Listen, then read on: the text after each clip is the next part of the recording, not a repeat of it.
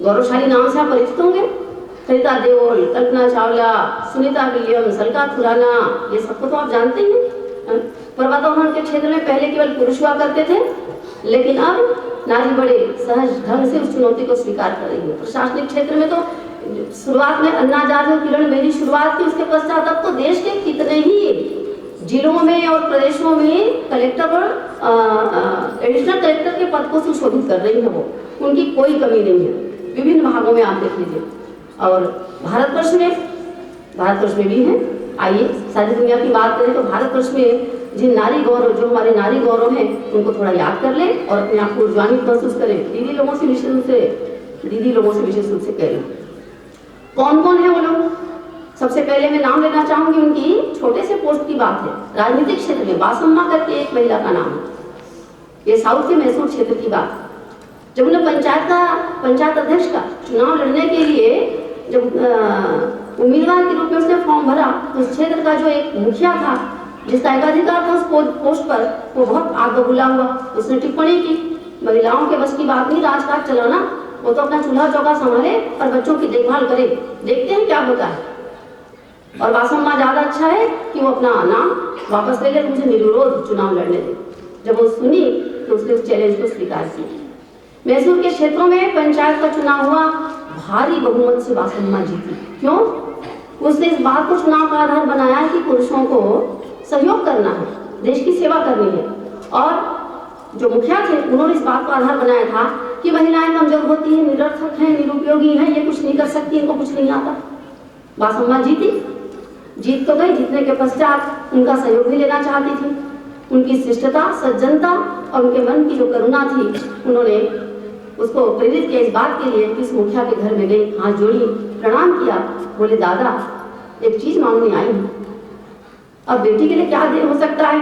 वो प्रतिशोध की ज्वाला में जल रहा और हार चुका व्यक्ति को शर्म भी आई और आंखें सजल हो गई। उसने कहा जो मांगो। उन्होंने कहा आपका आशीर्वाद चाहती हूँ और आपका आशीर्वाद के साथ साथ सहयोग चाहती हूँ। आप अगर आशीर्वाद देंगे तो मैं कुछ कर पाऊंगी, कुछ करना चाहती हूँ समाज के लिए। निर्विरोध रूप से वो स्वयं जीती और उसके पश्चात फिर जो समय आया आप देखेंगे तो उसका जो पंचायत है वो आज एक आदर्श निदर्शन के रूप में जाना जाता है। वो चर्चित नाम है बासम्मा। राजनीतिक क्षेत्र में इंदिरा गांधी निश्चित रूप से उनसे प्रेरणा लेनी चाहिए। और ये हम जानते हैं इंदिरा गांधी, प्रतिभा देवी सिंह पाटिल, मीरा कुमार, सरोजिनी नायडू, विजयलक्ष्मी पंडित, इनके नाम से हम बहुत पहले से परिचित हैं। ये एक नाम छवि राजावत, सबसे कम उम्र की एकमात्र एमडीए सरपंच, ये जाना जाना चाहिए। गायन के क्षेत्र में भारत रत्न, पद्म विभूषण से सम्मानित, सबसे अधिक गीत गाने वाली, गिनीज बुक में अपना रिकॉर्ड दर्ज कराने वाली लता मंगेशकर को सब जानते हैं। मैं कहती हूँ आप छत्तीसगढ़ की हमारी उस मुंडा की बहन पुनीता, जब उनका गायन सुनेंगे तो पृथ्वी में बैठे नहीं लगता, किसी स्वर्गलोक में बैठ करके गीत सुन रहे हैं, कहीं और की आशा कर रहे हैं ऐसा लगता है। क्यों दीदी लगता है? जानते हैं पुनीता को, पुनीता कश्यप। तो आप देखेंगे आपके बीच में ऐसी गायिकाएं बैठी हैं, ऐसी बात नहीं। पर्वतारोहण के क्षेत्र में देख लीजिए, बैंकिंग के क्षेत्र में अरुंधति रॉय को आप जानते हैं, स्टेट बैंक ऑफ इंडिया में 200 वर्षों के इतिहास में सर्वोच्च पद पर पहुंचने वाली सबसे पहली महिला है। जो इरोम शर्मिला कहते हैं मणिपुर क्षेत्र की, उसको लव स्त्री कहा गया। अभी तक लव पुरुष आपने सुना हुआ था, हम लोगों ने नव पुरुष सुना हुआ था, लेकिन लव स्त्री का खिताब मिला उसको।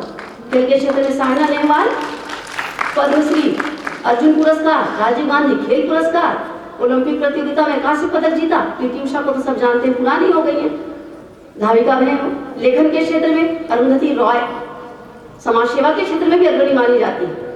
फिल्म निर्माण है, टीवी सीरियल बनाने वाली एकता कपूर को शायद ज्यादा लोग जानते होंगे। साहित्य के क्षेत्र में सुभद्रा कुमारी चौहान को कौन नहीं जानता, महादेवी वर्मा को कौन नहीं जानता। हमारे मिशन की माया वर्मा अब तो नहीं रही, लेकिन उनकी सजलता, उनकी कविता किसको नहीं छू पाएगी।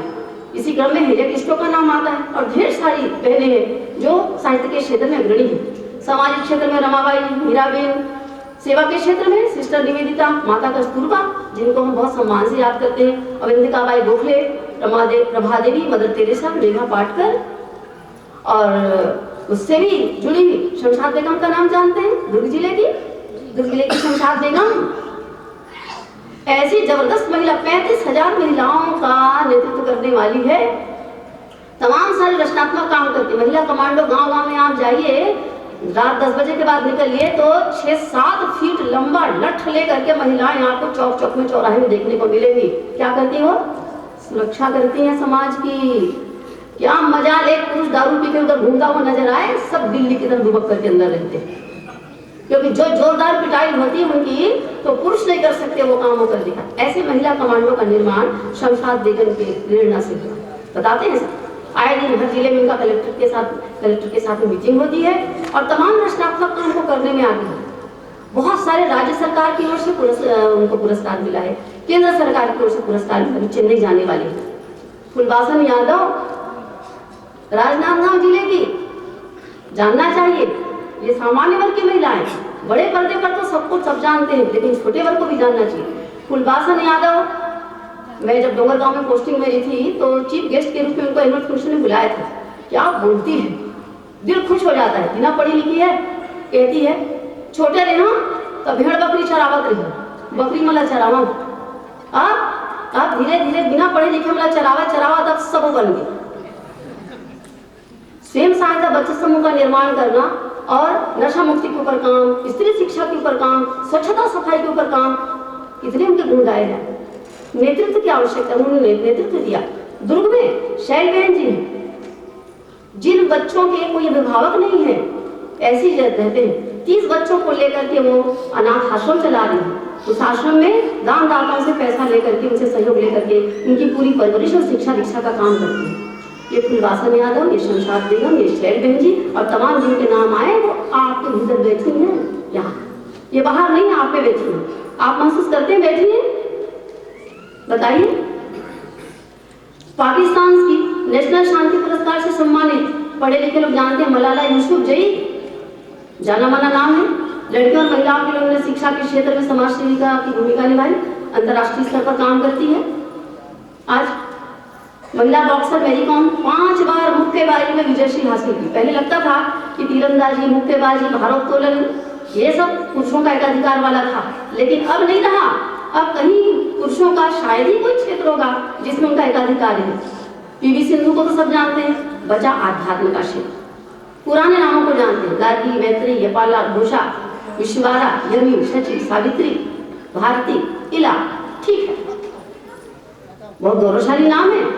इला मनु उनके पिता थे, उनके यज्ञ में ब्रह्मा का पद संभाली थी। भारती शास्त्रार्थ करती थी और तमाम सारी महिलाएं। और हमारा ये जो गायत्री परिवार बना हुआ है, परम पूज्य गुरुदेव कहते कि बेटा मैंने गायत्री परिवार अपने तप से नहीं बनाया, अपने ज्ञान से नहीं बनाया।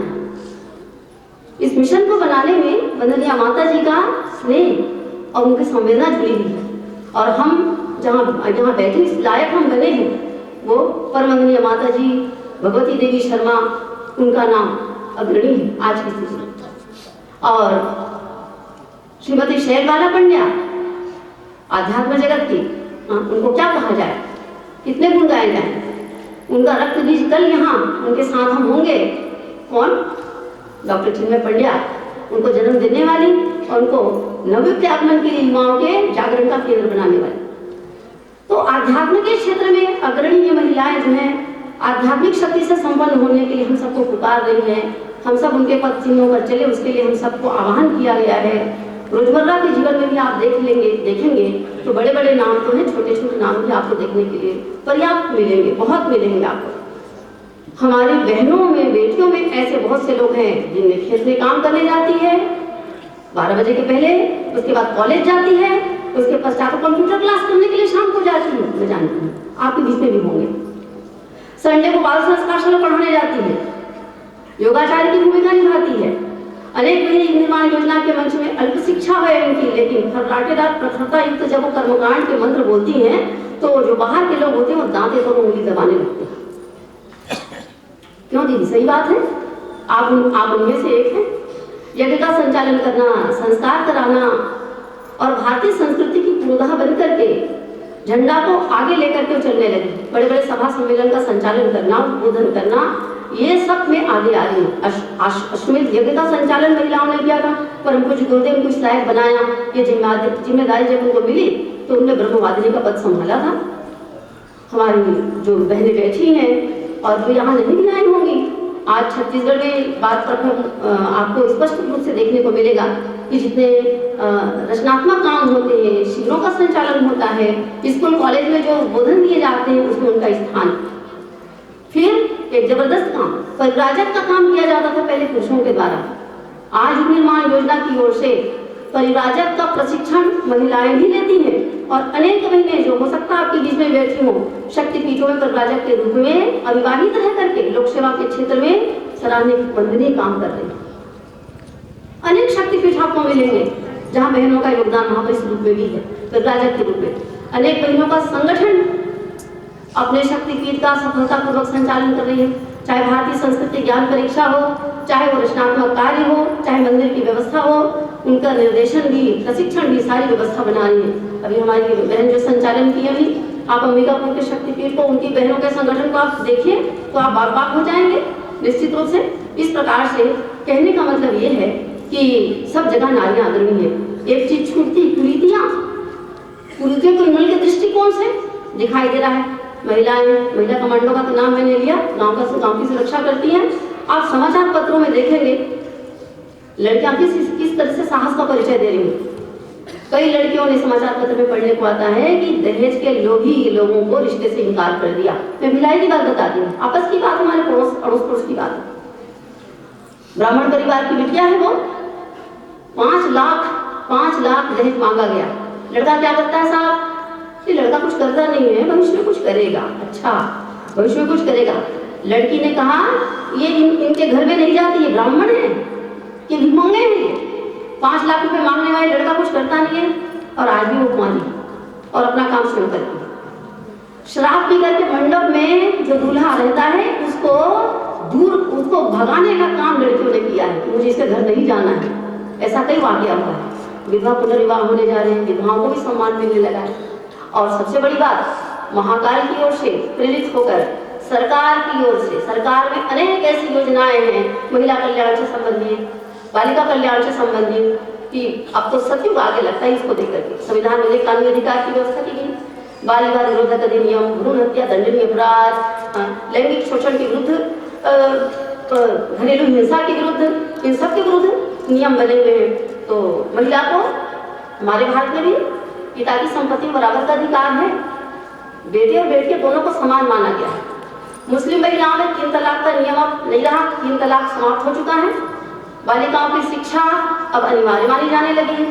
उनके जन्म से संबंधित, उनके पोषण से संबंधित, उनकी शिक्षा से संबंधित अनेक ऐसी योजनाएं हैं कि उनको देखकर लगता है कि नवरात्रि में हम कन्या पूजन करते हैं ना, जो वो कन्या पूजन करने लगे। दहेज प्रथा के विपरीत शासन बहुत चुस्त हो गया है। सामूहिक आदर्श विवाह शासन की ओर से कराया गया और उसमें बहुत सारी बहनों को उसमें शामिल होते हमने देखा है। गांव नगर शहर में आंगनबाड़ी और मितानिन योजना, ये दोनों ये स्पेशली बहनों के लिए है और इनके नेतृत्व में पूरे परिवार का, समाज का कायाकल्प हो रहा है। बालिकाओं के पोषण, स्वास्थ्य और सुरक्षा को सुधारने से को लेकर पृथक से महिला आयोग का गठन हुआ है, आप सब जानते हैं।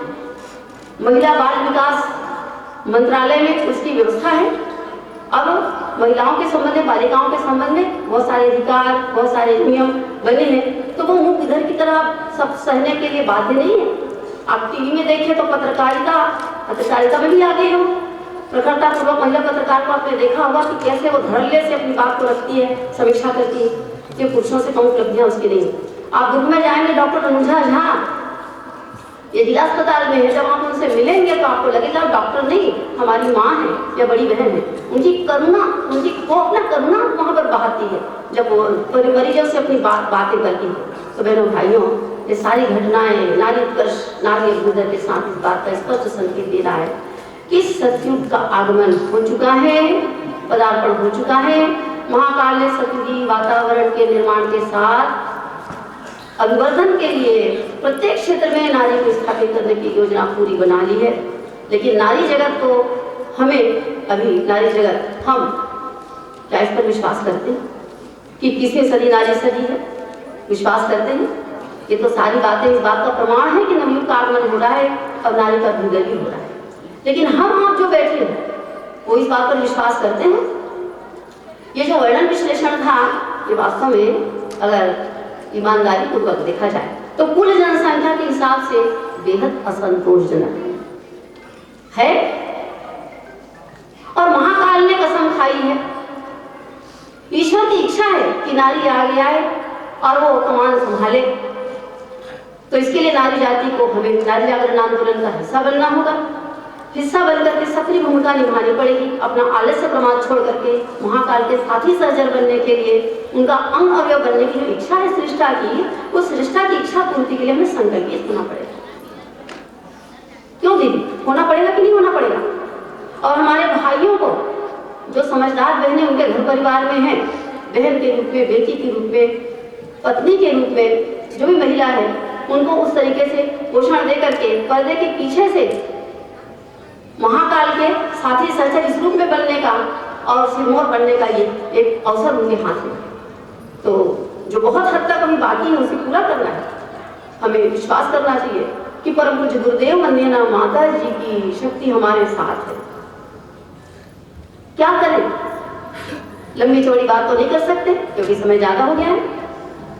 मैं इसको सारांश रूप में कहना चाहूंगी। एक तो ये कि सतयुग में जो नारी थी, उस सतयुग की नारी की भांति स्वयं में परिवर्तन लाने के लिए संकल्पित है।